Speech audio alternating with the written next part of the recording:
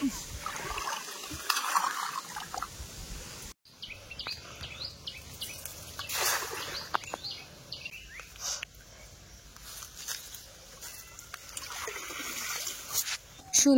জঙ্গল থেকে আসা এই বানরটা বেশ কয়েকদিন ধরে বাড়ি দিয়ে ঘোরাঘুরি করছে। মনে হয় জঙ্গল থেকে পথ ভুলে আমাদের এপারে চলে এসেছে, তো না পারছে যেতে, না পারছে কিছু করতে।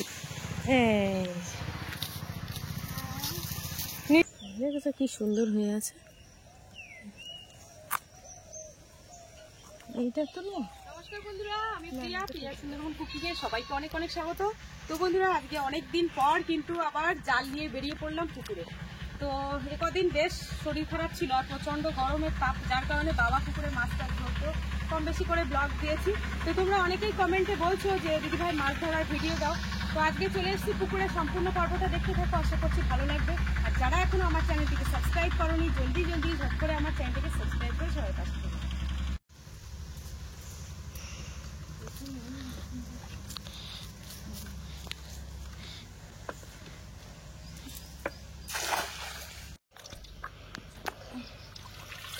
বাবা, যা কাঠকুটো দেশের কাঠ পড়েছে। জাল ছাড়াতেই তো। কি মাছ পেলে? না গো, মাছ পেলাম না। চলো দেখি এখন অন্যদিকে যাওয়া যাক।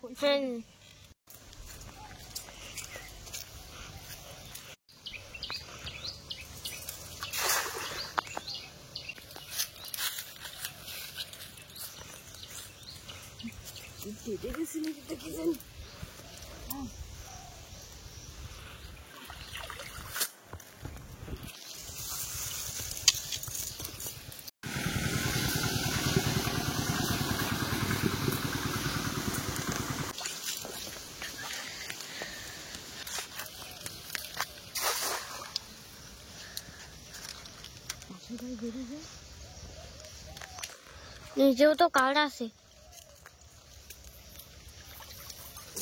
বাবা, কাঠ সমেত পড়েছে। চল চল চল, বাবারে পা পেতে যাচ্ছে। বাবা, ফুলের গাছের মধ্যে গিয়ে কেমন মারলাম, মাছ ভাসছিল দেখলাম, তো সেখানে মারলাম তো মাছও পড়লো। চলো দেখিয়ে দিই।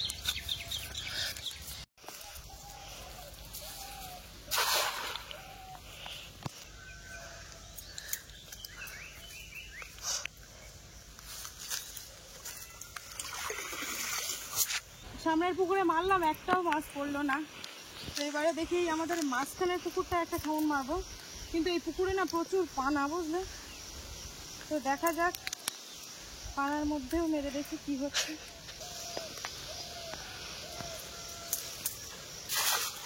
কি বাবা, জালিতে যাচ্ছে না, এত পরিমাণে পানা হয়েছে। দেখ বাবা, জালি পানা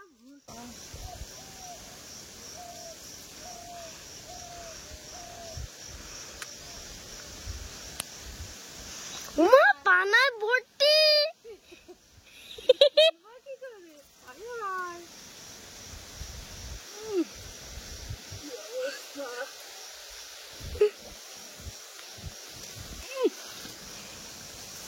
শুধু পানা।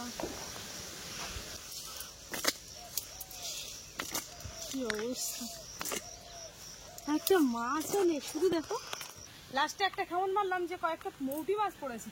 যে পড়ার কি দরকার, এই আবার ছেড়ে দিচ্ছি, দরকার নেই বাবা। ভাগ্য একটু পূর্ণিমা একটা বড় মাছ পড়লো না, আর মৌটি মাছ নিয়ে বেকার। মৌটি মাছটা ফেললে কেন? শুক্তো করা যেত তো। শুক্তো করতে হবে না, অল্প কটা পড়েছে। অল্প ডাল ফেলতে, ওই জন্য।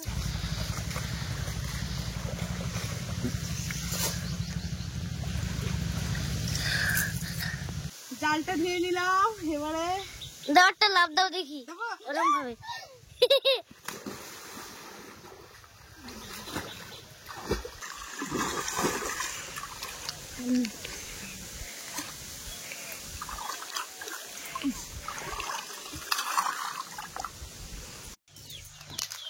তো বন্ধুরা, এই যে স্নান করে উঠলাম সবে, আর চুলটা কত লম্বা দেখতে পাচ্ছি।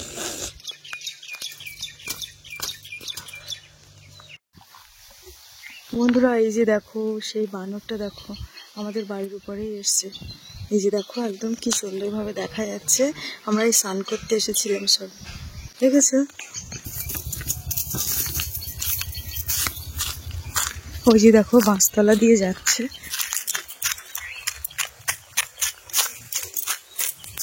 ওই যে কোথায় কাজ করছিলে দাঁড়িয়ে? ওই যে ডালপালা ভেঙে পড়ে গেছে ঝড়ে, সেগুলো কাটছিলাম। ও সেই অবস্থায় এই বাগানের দিকে তাকিয়ে দেখি কলা গাছে কলা পেকে গেছে। হ্যাঁ, তো দুটো কলা পেকেছে দেখতে দুটো পাচ্ছি। কলা পেকে গেছে। তো কিভাবে পারবে? তো অনেকটা উঁচু, তো গাছ কাটতে হবে নাকি? ওকে ডাকলাম, ও, ধরো। বাপরে, বাম হাতের কোপটা দেখো শুধু। সব কাজই বাম হাত দিয়ে। আস্তে। এটাকে ঝড়ে ফেলতে পারিনি। হ্যাঁ, ওই ওই নারকেল গাছের এর সাথে বেঁধে আছে তো, ওই জন্য। নাহলে কাঁদিটা পড়ে গেলে থেতলে নষ্ট হয়ে যেত। যেমন ওই আর একটা কাঁদি, ওই যে কিভাবে ফেলে দিয়েছে দেখো।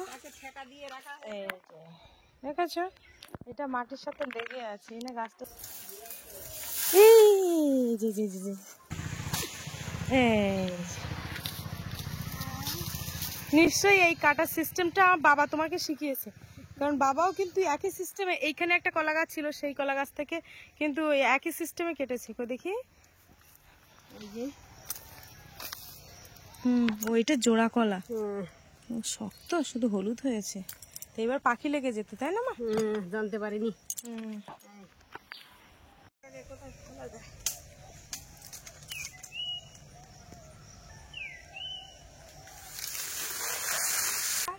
এই গাছগুলো কিন্তু গত বছরের গাছ, তো এবছর বাবা কিন্তু জল দিয়ে দিয়ে বাঁচিয়ে রেখেছে।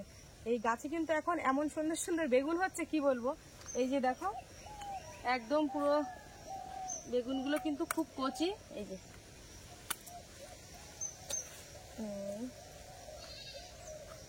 এই যে দুটো, আর এই একটা।